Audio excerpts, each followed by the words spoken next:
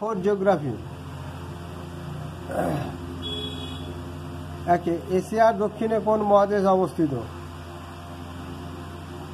মূল মধ্যরেখা কোন স্বরের উপর দিয়ে টানা হয়েছে? পৃথিবীর তৃতীয় উচ্চতম শৃঙ্গের নাম কি? এর উচ্চতা কত? দক্ষিণ ভারতের পূর্ব বাহিনী নদীগুলির নাম লেখো। বদ্বীপ কাকে বলে? ভারতের একটি অন্তঃবাহিনী নদীর নাম লেখো। তাপ্তি নদীর উৎস কি? সঠিক উত্তরটিতে রাইট চিহ্ন লেখো। জম্মু কাশ্মীরের রাজধানী ড্যাশ। লাক্ষাদ্বীপ মহাসাগরে, আরব সাগরে, বঙ্গোপসাগরে অবস্থিত। আয়তন অনুসারে ভারত পৃথিবীর অষ্টম, নবম, সপ্তম বৃহত্তম দেশ।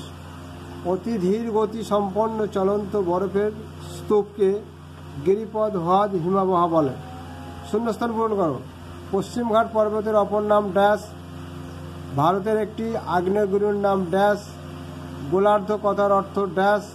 জল ও ড্যাশ, জল ড্যাশ ও ড্যাশ নিয়ে আমাদের পৃথিবী। সূর্য একটি ড্যাশ।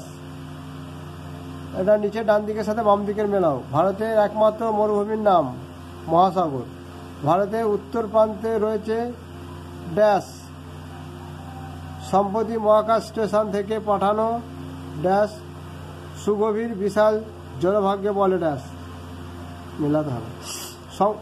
সংশোধন করো, ভুল সংশোধন করো।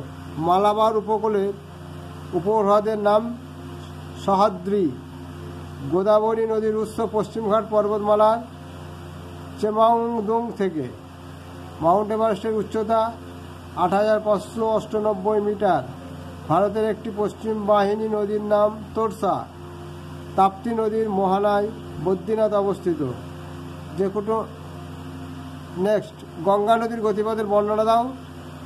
ভারতের ভৌগোলিক অবস্থার বর্ণনা করো।